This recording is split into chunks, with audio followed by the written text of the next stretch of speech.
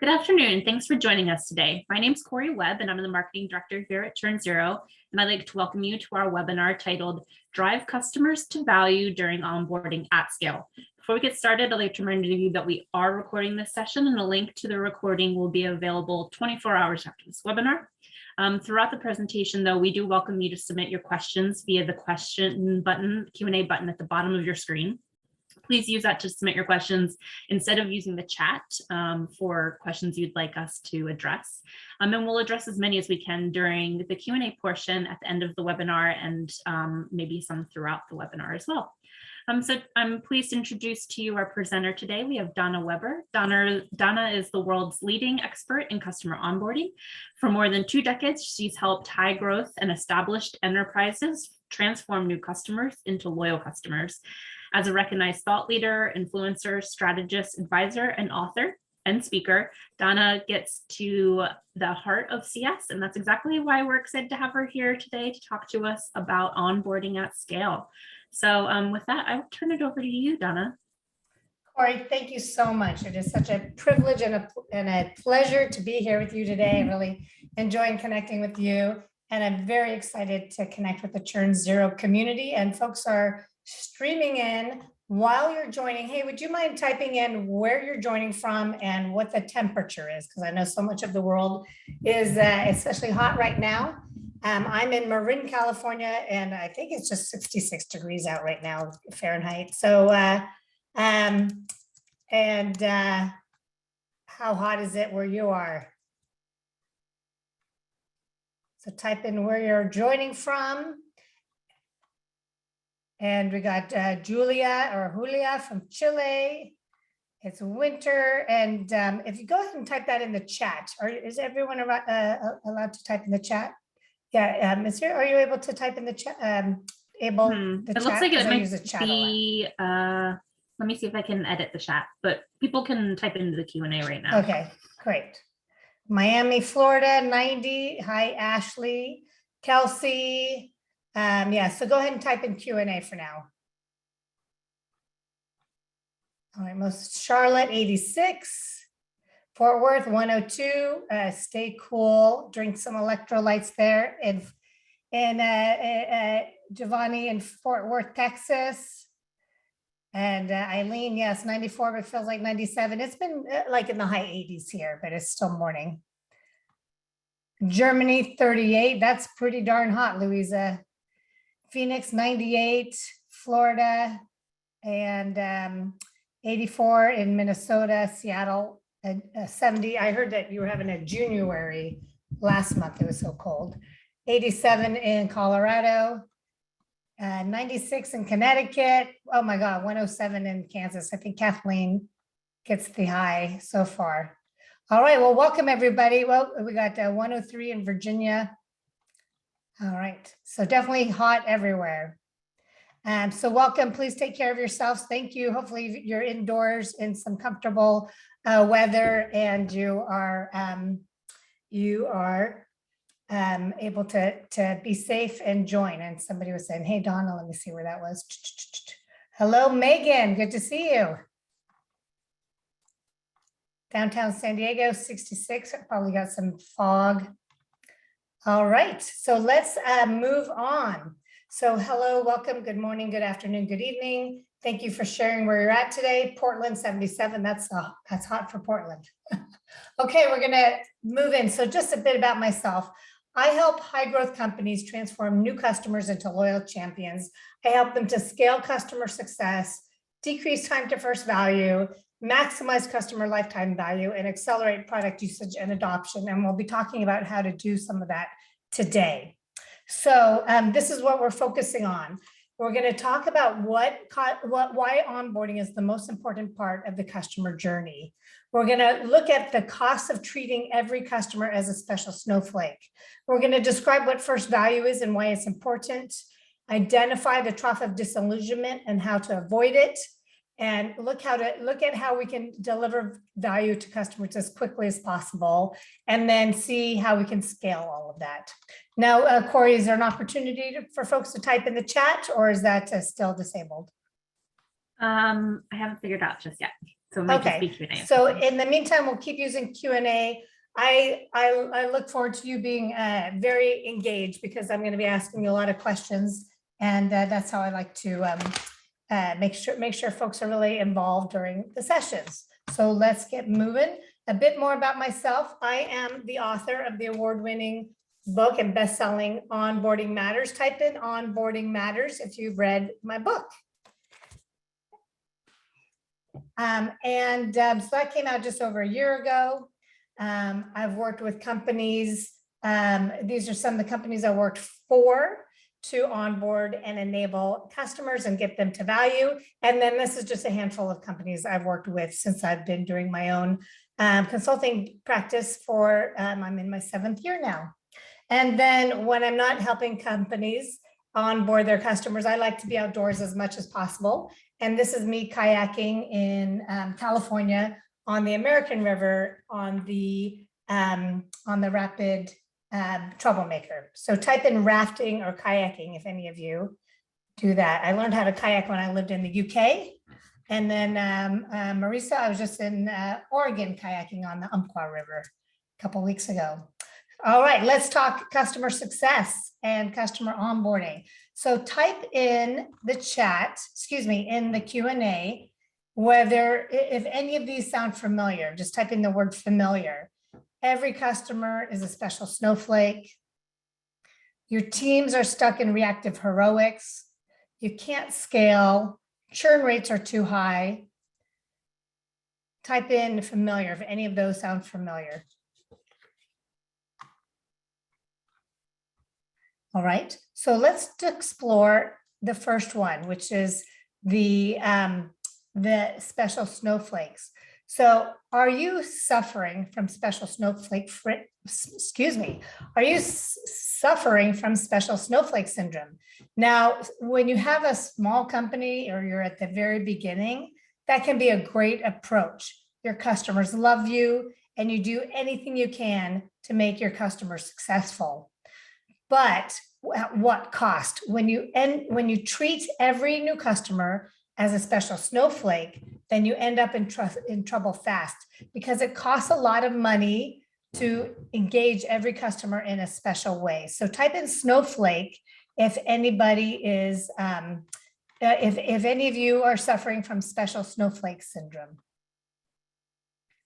And we got Ashley says snowflakes for sure. Let's see, we've got James has snowflakes, Stephanie, Koki has snowflakes, Young Company, Mary, Eden, great. So lots of great snowflakes there. So that can be a great thing, but eventually it takes so much effort to onboard and enable customers that what happens is that your teams end up being exhausted and you can't scale. And we'll talk about both of those a bit more. Now, what happens when you're facing a tsunami of new customers? So type in tsunami if you have a wave of new customers coming at you. I was just talking with a company this morning in the UK, and they're growing dramatically. Oh my God, we got a lot of tsunamis. Oh my goodness.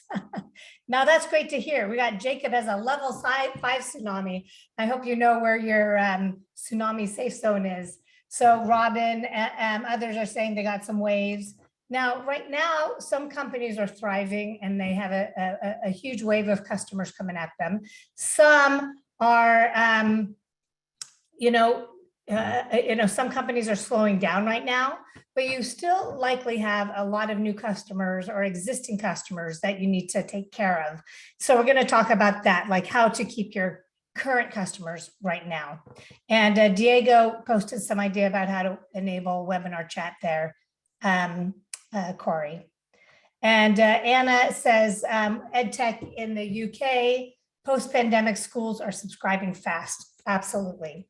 So when you start small, your company's young, you have that special snowflake, it feels like the right approach, but now you have this tsunami of new customers coming at you, and the special snowflakes are no longer the way to work because your growth ends up limiting you. The approach you take to get you here is not going to get you to the next level. Customer-facing teams cannot keep up with all that demand. Your backlog grows and you end up with frustrated, tired teams and frustrated customers. And I'm sure many of you are experiencing hiring freezes right now. So you have to find a new approach. What about the trough of disillusionment? Now, sorry, let me just get back to the right slide. Now, Baremetrics leveraged this. I leveraged this slide from Baremetrics, the B2B software trough of disillusionment. And this comes from Gartner. They did a trough of disillusionment based on the technology hype cycle. So the idea is that you sell your product, customers have high expectations, but those are quickly deflated when it takes a long time to implement your product, or customers fall into a lot of issues. So the deal is sold, you might have a backlog or complications, they fall into this trough because it's taking too long to go live, but eventually, value is realized. Type in trough if any of you are experiencing that. And everyone, we're typing in the Q&A rather than chat today because chat is disabled. I think I might have turned the chat back on. So I might want to test that. Anyone want to try? Oh, wait, Diego. Thanks, Diego. Yeah, it's on. Okay, so now we'll transition over to chat. Woo. Okay, type in trough. Oh my God, lots of troughs. Okay. All right, now what about this? How many of you are relying on a reactive heroics? Type in hero. If you feel like you're wearing a cape, you're putting on a cape every day to get through the day because you have so many accounts you need to save. And often those snowflakes need to be saved because you've done so many special things for them. So heroics, a lot of heroics. Okay, so and we've got Anna is 3 weeks into her new position. Ilya says, I can be your hero. And we've got Superman. Why don't you type in how many coffees you're drinking through the day just to get you through the day with all those customers you're handling? 1,000. All right, at least 4. I'm a tea drinker myself, but I'm on my first cup of tea, but it's still early here. So, charging in to save customers feels good for a time because you get this great adrenaline rush and you get recognition across the company, but exhaustion eventually sets in. Your adrenals burn out when you're on all that coffee. And what happens is you get all these folks from across the company are drained, morale drops, and they head off to other companies where things are less reactive, especially as we have this, the great resignation going on right now. Yes, and Anna, I lived in the UK and that's why I'm a tea drinker. All right, now let's look at this. When we look at poor implementation, weak relationship building, poor customer service, when you add all that up, you get to 53% of churn is happening because during that onboarding period, and I equate all of this to onboarding, implementation, relationships, and customer service.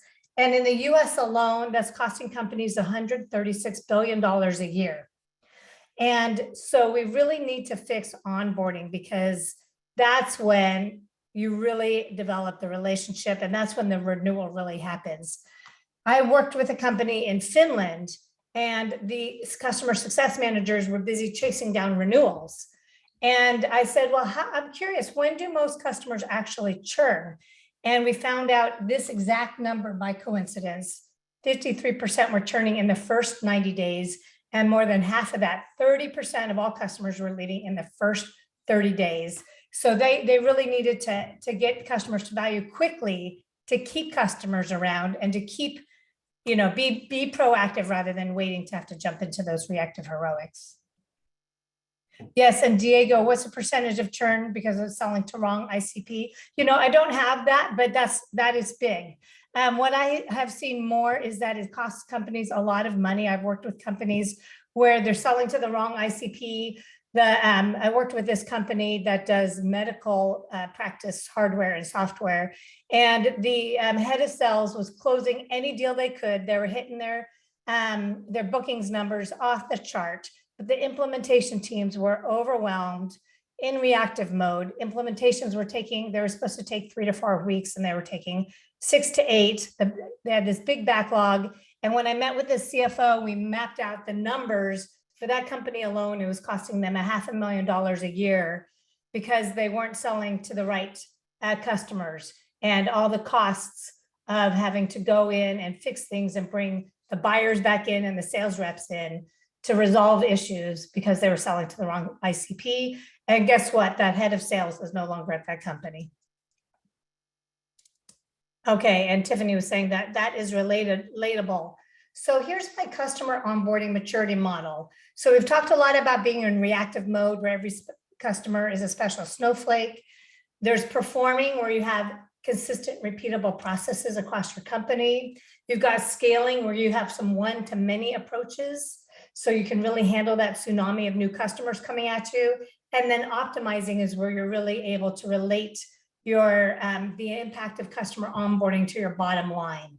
So in the chat, please type in what stage you think you're at. Are you in a reacting mode?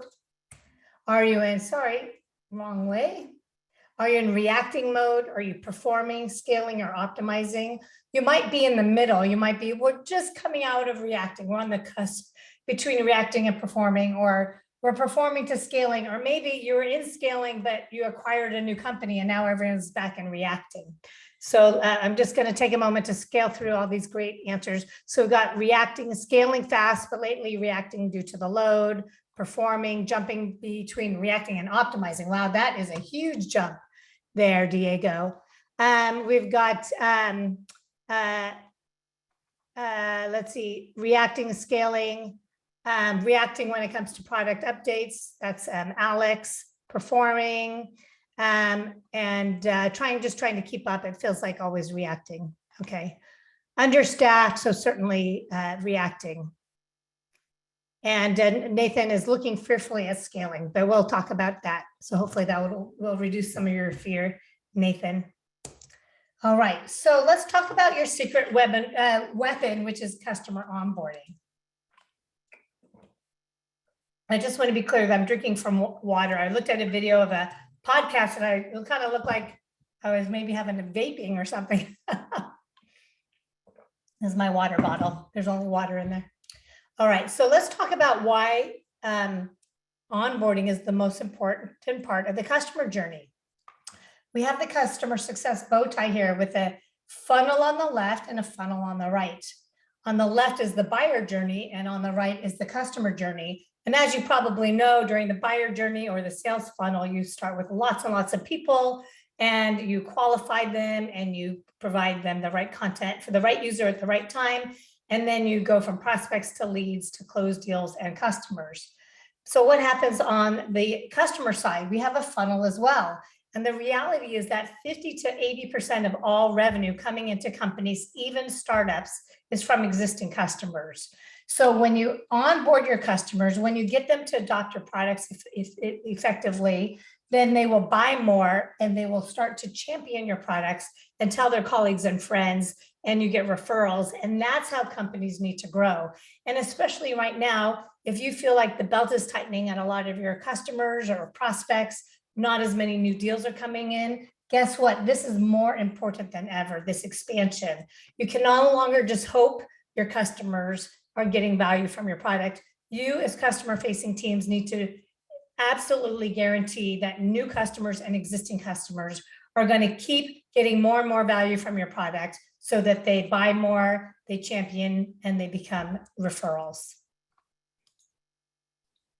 In order to address this, I created the Orchestrated onboarding framework, which has 6 stages to really engage customers immediately, deliver value quickly, break down silos across teams, and then engage customers along their customer journey. So I'm not going to go into all of these 6 stages here. They're all covered in depth in my book, Onboarding Matters. I have a blog for each stage on my website as well. But the idea is that onboarding is much more than implementation. It's not just about going live with your product. It's about engaging with users and customers and accounts to deliver value and make sure that they're going to stick around for the long term.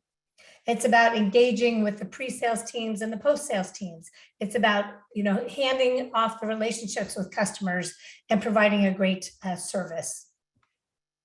And it's about establishing trusting and enduring relationships from day one. And when companies onboard their customers successfully and impactfully, then this is the kind of impact they see. This is when we talk about optimizing. This is the kind of impact we're looking at. There's lagging indicators and leading indicators. Now, lagging indicators are the ones that generally your executives and your boards are really focused on, but those might take a while to see. So let's say you roll out a new onboarding approach, you optimize your onboarding as a result of attending this webinar or reading my book or taking the onboarding masterclass, then it may take a while. It may take 6 months or a year or even 2 years to really show the impact on, renewals and expansions and lifetime value. So that's why we have leading indicators, and oftentimes leading indicators are part of the criteria that make up customer health scores, because you can start to measure them quickly. So for example, increased product usage, decrease in support time, the decrease in the time it takes to reach first value, customer satisfaction scores, etc. So I'm just going to pause there. Anything about talking about onboarding, metrics, the customer journey, any questions there before we move on to the next section? There's none in the Q&A at this time. Say that again. I said there's none in the Q&A at this time. And we got something from Natalie. Yeah, so I'm going to talk through, and Natalie's talking about how to break down silos and align the teams. So I'm going to talk a little bit about that. I'll weave it in through the following slides. And Krista's saying time to first value is a hard one to measure. I'm going to sneeze, and I don't think I have a tissue here. Give me 1 second. Okay, I found a tissue. Yes, time to first value is a hard one. We're going to talk about that in a moment. And how do you define these metrics? We'll talk about that. And then we talk about metrics a bit. Thank you, Kathleen. We do talk more about metrics in my masterclass. All right, and I have some articles on that. So let me make a note. Metrics article. And I have a whole chapter on that in Onboarding Matters. All right, so let's look at some opportunities to deal with all of these challenges we've been discussing. So we want to drive customers to first value. We'll talk a bit more about how to measure that in a moment. We're going to switch on value drip, and I'll weave in how to break down silos and start scaling. And that's another way to break down silos. And Corey, there's a lot of questions about metrics. We might want to do a webinar on metrics in the future, to make a note of that. Okay, now I'm going to say this a few times to make sure you really get it. You need to drive customers to first value. The reason you deploy your product, the reason you onboard customers in the first place is to deliver value. You don't go live with your product just for the sake of it. So rather than focusing on we need to go live, start thinking about what matters to your customers and how fast can you get them there. So let me give you an example. I was working with a company in the UK. They do their big data, extract, transform, and load. And so, they need to go into quote production with their customers' data in order to deliver value. Now that could take up to a year.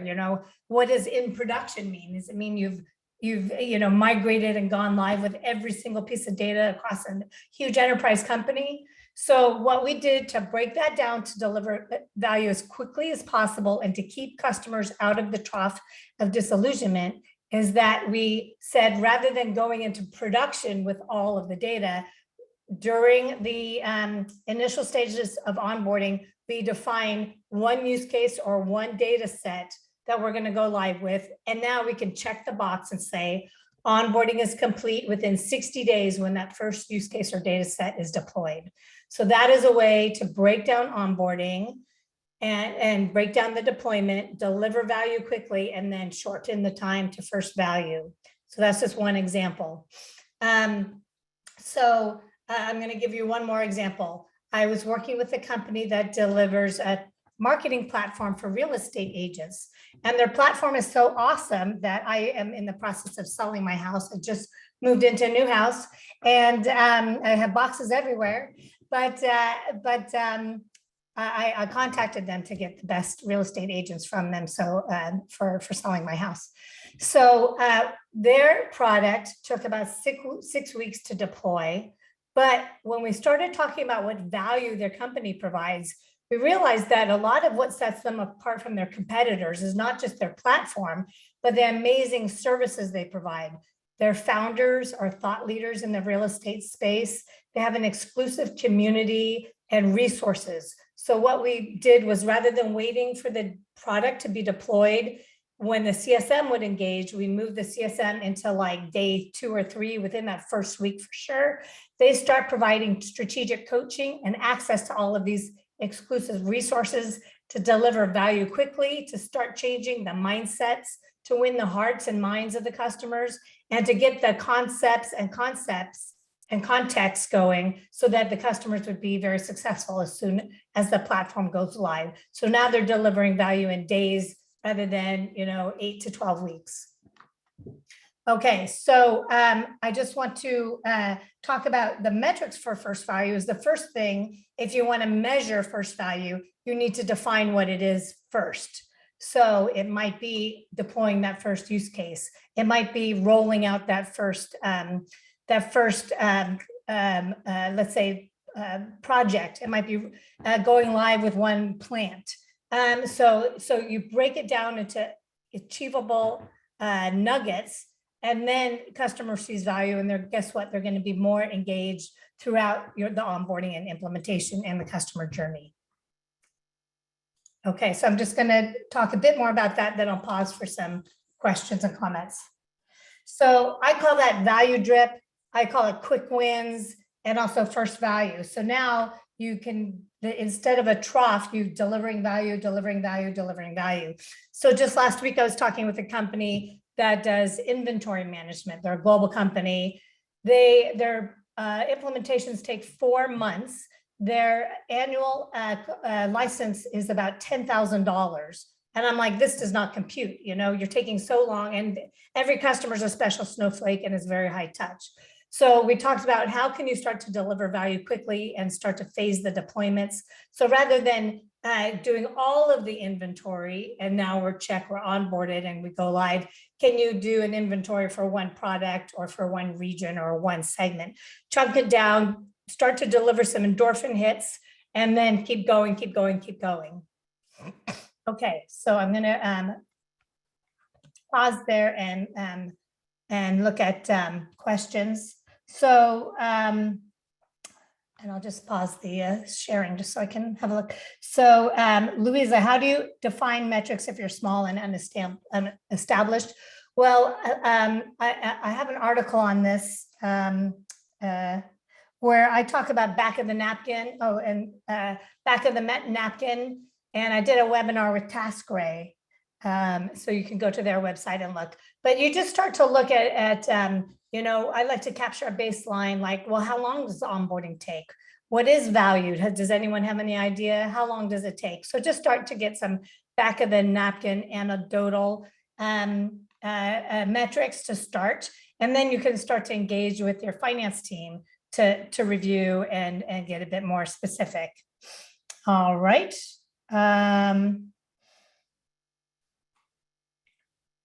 Yeah, so Koki's asking about, what about, sometimes there's products that are kind of, so hers is DevSecOps, they're kind of in the background, part of the infrastructure. Then you really, really need to highlight the value, and it might be something that needs to be baked in the product, like in the dashboard. So you're showing them, like, these are all the errors that we resolved, or all the security risks that we blocked. You need to be able to maybe go live with a dashboard or a report that demonstrates that, and make sure they know how to use that very quickly. So you might need to work with your product team to make sure about that. Now, Diego is asking a great question. Is the first value based on internal perspective or the customer perspective? And it absolutely has to be from the customer perspective. I was working with a company and they said, hey, I know, first value will be getting the customers to log in. And I said, that nobody cares about your product. Logging in doesn't give anyone value, just logging in. It really needs to be helping them to do their jobs better. So I recommend you do interviews with customers. And that's something that I do. I just talked with a company today. They're trying to get customers off of their legacy system so they can really, switch over to the platform. And so I'm going to interview their customers to find out, what did you do to get off that legacy system, so we can bake that into the customer journey and ensure customers get off the legacy system. So, so yes, I would interview 5 to 10 customers and ask them, hey, what was that aha moment that really made you glad you bought our product?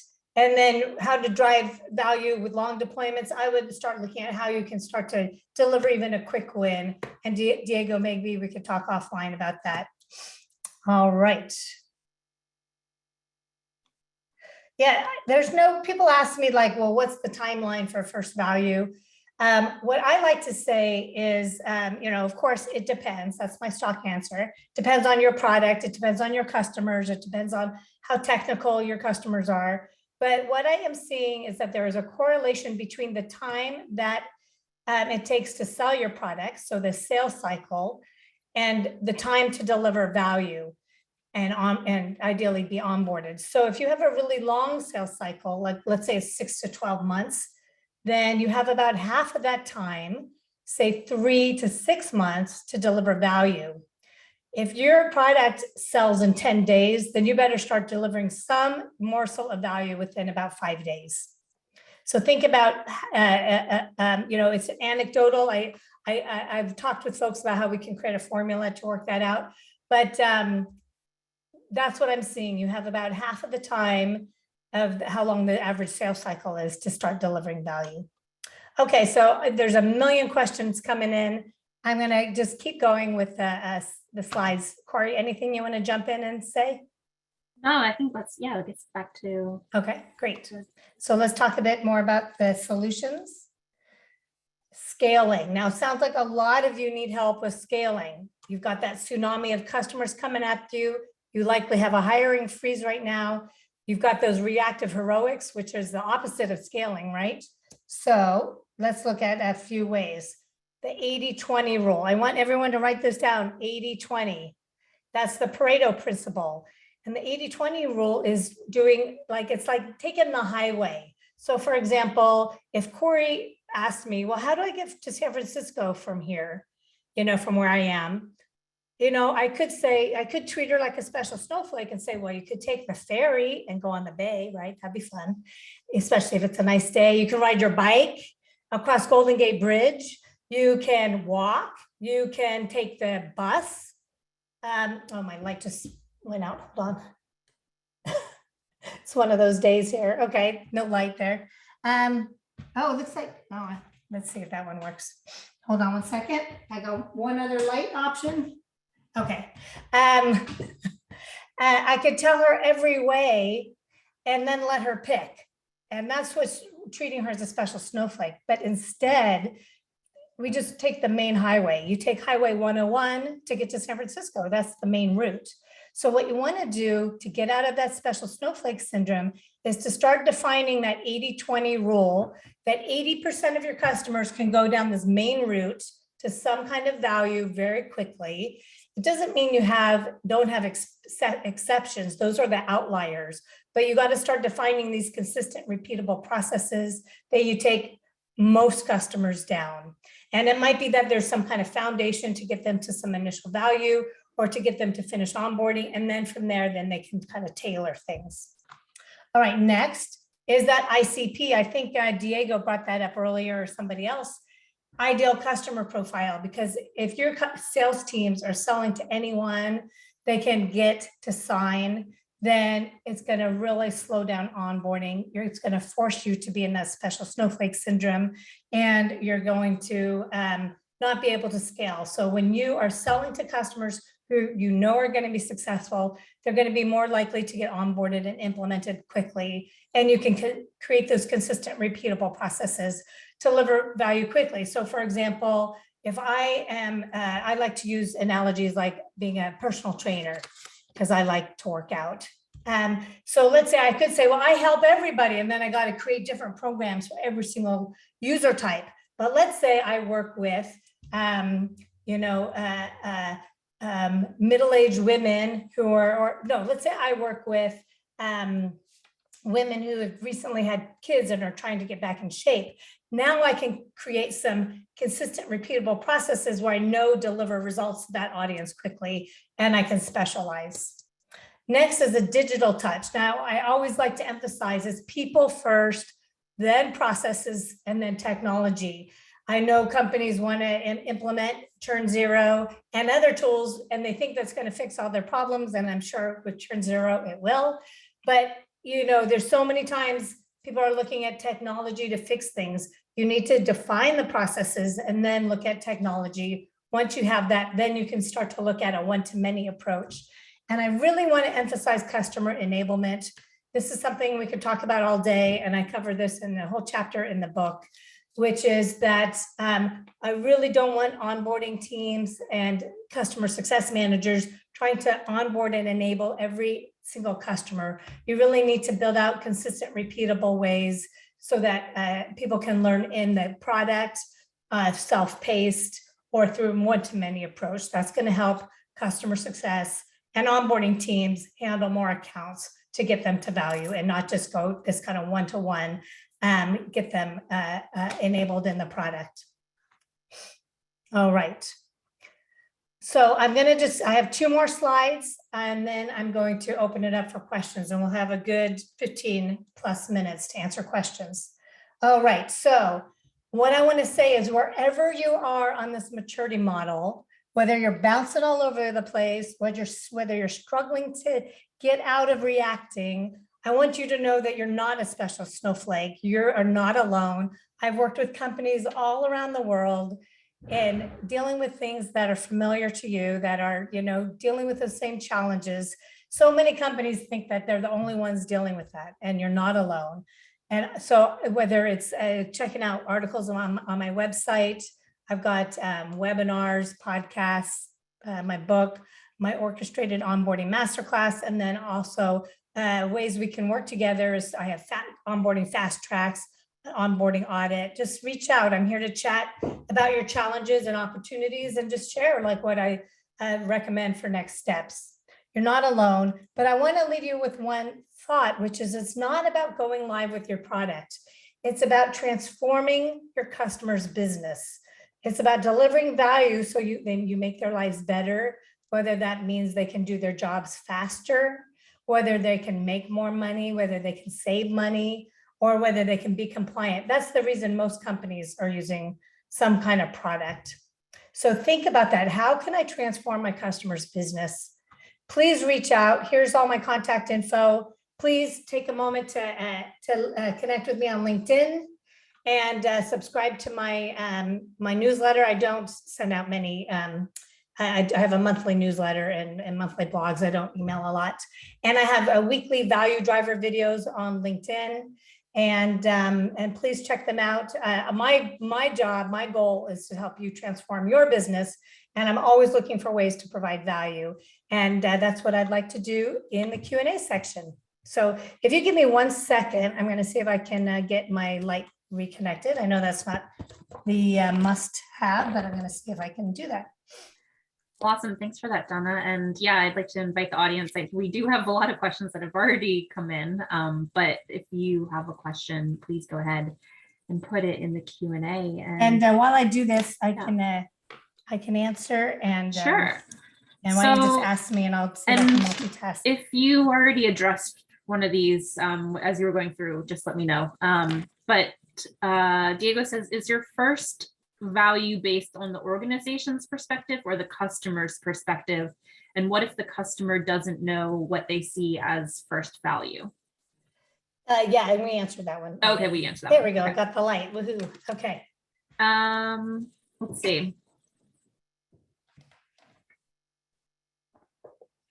Our biggest bottleneck is installing and configuring our products, but because of our customers' individual organization setups, other than providing them with prerequisites up front, how is it that we're able to break it down further it feels out of our control in terms of helping get through bottlenecks. Well, and who is that? Becky? Okay, Becky, what I do whenever there's bottlenecks or problems, you know what, I was talking with a company, they're global. They're a big data, open source big data platform. And the person, she's a director of onboarding, and she was like, okay, the management wants me to build out a whole risk mitigation plan. And I'm like, well, rather than a risk mitigation, just deal with stuff up front. So what I find is when there's issues with onboarding, there's bottlenecks, there's blockers, customers don't engage, things like that. What I do is I look at how we can address all that up front. So, let me go back to my six-stage onboarding framework. So let me share that. Go to that slide. Okay, so what I do, oftentimes there'll be things with issues like during the adopt stage. This is where you're doing the implementation. We address it here in the embark and handoff and kickoff. So for example, customers aren't accountable, they don't engage. Well, as soon as possible, I start telling them, even during the buyer journey, hey, this is what you need to do. This is what you need to do. And this is how we're going to keep you accountable. So I start driving and setting up expectations and accountability during these initial stages, so that by the time we're in the implementation, and we talk about how we're going to resolve issues quickly. So that's what I do for bottlenecks. Awesome. We have a question on what to do if your client has become disengaged during the onboarding process. And I'm sure I haven't gotten through all these questions, but I'm sure that's a common one. Yeah, and that's, I would say the same thing is I would set up a way, maybe even before the deal closes. And this is why we have the embark stage, which is when you start to tell the customer this is what's going to happen afterwards. So for example, Corey, let's say you're my new client and I am your personal trainer. Mm-hmm. We could just work out really hard the first session. You go home so wiped out, you can't even get out of bed, and you don't show up for the next session, right? Now you're not accountable, you're not engaged. Mm-hmm. Or I could tell you, look, we're going to ease into this because I don't want you to be wiped out. This is the protocol we're going to follow. After the third session, you're going to be swearing and calling me names because everything's going to hurt so much. But by month 2, you're going to see results, and so you will fall into this trough of disillusionment, mm-hmm. Or my colleague calls it the valley of despair. You take a lot of ibuprofen. You'll get through it. Drink a lot of water. And you'll start to receive results. I'm going to turn you into a fat burning machine. But I tell you, I set expectations. So now you're going to stay engaged. And when it hurts, you're not just going to go, oh, this is too hard. So that's part of it, is setting it all up. And another thing is when I work with companies, and I cover this all in my success plan, is we talk about how we're going to handle risks and blockers. And what happens is I get the mobile number of the buyer, the stakeholder, and I call them as soon as there are issues happening. So I'm not just relying on this one person. I get more contacts and we address it immediately. So that's some risk management as well. And I have a video on that. Let me make a note to include that. So you need to really hold customers accountable. What do you suggest doing if the group you're onboarding wasn't part of the buying decision, isn't thrilled to be learning a new tool? Yeah, well, that's what I do during the handoff stage. That's a great question. So in the handoff stage, I have 2 handoffs. I have the internal handoff from pre-sales to post-sales customer teams. And then I have a customer handoff to ensure the customer teams know what was purchased and why. You might also call it a customer alignment or client alignment meeting. So that way, during that meeting, what I do is I have the buyer, actually there's time in that meeting for the buyer to tell the teams the project teams what was purchases and why. So they hear it from their stakeholder and not from me going, this is really awesome, really. And then they can share any objections with them at that time, and the stakeholder can address them. So that's all baked into my orchestrated onboarding framework. Got it. Maybe related, but when and how does change management intersect with the onboarding process? Yeah, so I include that in my stage 4 adopt stage. I'll share my screen again. In the 4th stage, adopt. And because I'm so glad you asked that, because just because you go live with your product doesn't mean people are going to use it. Right. So you need to bake that in. So the adopt stage includes implementation, enablement, change management. I covered that in my book, and it's all about really, driving that to make sure. So, for example, I've worked with companies where they roll out this awesome product. This company where they joined the last masterclass in June. They have this great product, and guess what? Their biggest competitor are spreadsheets. And their customers just love their spreadsheets. They've got conditional formatting, they've got their pivot tables. They probably have been refining them for years, if not decades, right? So now their product is like so much faster, so much easier, so much better, but customers want to stay on their spreadsheets. So they need to bake into this whole framework. Hey, here, we're going to get you off your spreadsheets. We're going to get you off your spreadsheets. We're going to get you off your spreadsheets. We're going to get you off your spreadsheets, and talk about it and define milestones where they're moving off their spreadsheets. And you bake that into the whole journey. And then you have it, let's say maybe by the first QBR, the first review meeting at 90 days, that's the milestone. You're off your spreadsheets, but you're telling them over and over, and you're building this bridge so that you can get them, off the spreadsheets. It's part of the journey. So, let's just say from a personal trainer perspective,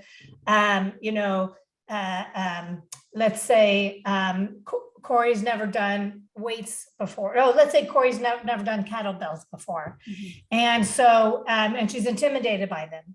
And so what I might do is start showing her with dumbbells some of the kettlebell exercises so she can get familiar with them. And once she's doing those with good form, then we start with the familiar, and then we move into maybe a light kettlebell so she gets that familiarity. So that's a great way to bridge. And then we move off from there. Got it. We have a question, and I know you talked about identifying an ICP as being part of the scaling process, but we have a question that says, how do you identify who is not a perfect fit? Now, the thing is, it's important to kind of get clear about what, there's a saying, knowing what you can control and what you can't control. So if you, as an onboarding person or a customer success person, find that there's someone that's not a good fit, I think that'd be good to start raising that. It might be good to raise that to your management, start to track it. If you find like, look, 50% of customers are poor fits, then there needs to be some kind of system-wide, it's a systemic issue, and you need to get leadership to start address that. You're not going to change who sales are selling to, right? Yeah. If it's the anomaly, then then you might say, okay, we need to. It might be like, look, you just need to make it work. And so I would start to track like what percentage of all customers that you're onboarding or working with are poor fits, and why, like what's going on. So just I would start to look at measuring trends and understand it first, and then that might help you to see what you need to do. So for example, it might be a poor fit. Here's an example. Let's say they're a poor fit because the customer needs to do a bunch of stuff, and they're a small company. Maybe your company has started in enterprise customers and is going down market. And those enterprise companies have a lot of teams that can do this stuff to migrate data and cleanse the data and customize fields, and and those enterprise companies have the dedicated resources to do all that, but your small customers don't. And so they may feel like a poor fit because they don't have the bandwidth to handle that. That might be a huge opportunity, because now you can create some new offerings, some services that you can sell to them to do that for them to get them to value very quickly. So a poor fit may be a huge opportunity. So I would say the first thing is to understand, what does that mean? If they're just like closing any deal and it's just, actually I talked to a company yesterday. They do an open source platform for developers to find code errors in the code. And, so they said there's like a wall. Let's go back to this slide. So like there's a wall between here and here. So, that they close the deal and they just throw it over the fence to the customer success teams. Oh, you just deal with it. Then I would have the head of customer success start to track that. Hey, we should be getting to implementation should take 3 weeks, but it's taking 8 weeks because of this and this. You need data. If you want to change things at a organization-wide level, you need to look at the data, look at what it's costing. What is an average implementation costing? If your average sales cycle is 10,000, average license is $10,000, and it's costing you $30,000 to implement, your company is in trouble fast.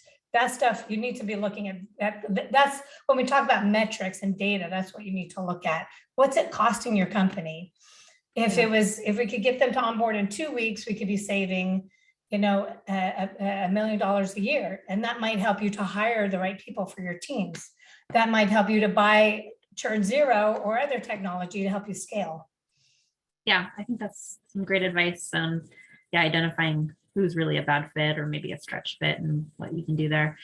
We've had a couple questions come in around how do you hold your customers accountable, but at scale? Well, okay, I'm just going to type in the chat for my LinkedIn. Okay, great. Well, how do you hold them accountable at scale? Well, that's where I do like technology. So there's a whole new landscape of onboarding software vendors, and many of them have customer facing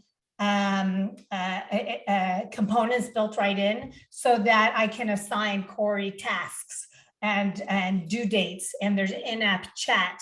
And that's a way to, one, you have to communicate and let them know what's expected of them. But two, when you're assigning them, so many customer success and onboarding teams I work with use project management tools where their internal team has the project plan and know what's supposed to happen and why, but the customers are in the dark. So you need to expose all that to customers. They need to know what is happening, why, who is responsible.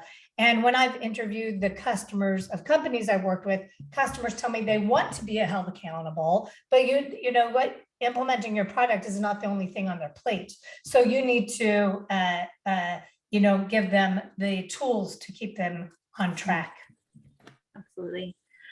We have a question here that says, have you found B2B companies that use gamification successfully in user onboarding, or is that more of a B2C type thing? Yeah, that really depends on your audience. So yeah, for example, I've interviewed customers of several companies, and it really depends. If it's more of an end user or maybe more of a kind of product that is kind of more of a consumer type of product, then even if it's B2B, then that can be very motivating. But for example, I was working with a company that does software for accountants. Mm-hmm. And when I asked them, hey, would badges and gamification be motivating? They're like, oh God, no. So that audience, no. I just interviewed a company that does their customers, they do storage, and it was interesting, like the new users would be more interested in some of those badges and gamification, but some of the folks who have been using the product for years, they had no interest. So oftentimes if it's really technical, like developers tend to be more interested in that. So I would interview your customers. So if you're hearing me say, listen to your customers, I will repeat that, listen to your customers, because you might think, well, what's first value? Should we do this? Should we do that? It doesn't matter. It's what matters to your customer. So before you get busy, even if you heard it from me, even if you're like Donna Weber said, you need to find out if that resonates for your customers or not, because it might be what, Churn Zero is doing, and they've got some great ideas, it doesn't mean it's going to work for your company and your customers. You need to really deliver the right content to the right user at the right time. So it's all about knowing your users. Yeah. We have and let's take let's say 2 more questions and then we'll wrap up. Yeah, we have a question. This might be a quick one. I don't know. When do you consider onboarding as completed? That's a great question. Well, I would say when you've delivered some value. So it needs to be more than going live. A lot of companies that kind of say products live, but that's where you really need to see like what, it's hard to say in general, but I would want to look at, what's implemented, how long is that taking, what value has been delivered, and then you can start to say, here's some milestones we're driving to, and we can say onboarding is complete. You might say in some regard, onboarding never ends because you always have new products to onboard, new users to onboard, new releases to onboard, new organizations to onboard. So there might be loops where they keep coming back into onboarding, but it's good to define what that initial onboarding is done. And it depends really on, your product and your customers. Awesome. Well, how about we end the last topic on what are your top metrics for onboarding? Well, again, it depends. It's really what matters at your company, but I'll give you some examples. Well, first of all, when companies talk about, what metrics should we track? I always like to say, well, what is important at your company? So for example, when you go to a company-wide meeting, what are they always reporting on? So when I worked at my prior company, which I call ACE Analytics in the book, every meeting we talked about ACV, annual contract value. So I had to get behind that, and how can I be contributing to annual contract value? That was what was reported to the board. That's what we measured. So I created products that were subscriptions, so I could be adding to that ACV bucket, so I could be more relevant. So it really depends. It might be lifetime value, it might be product usage, it might be percentage of users,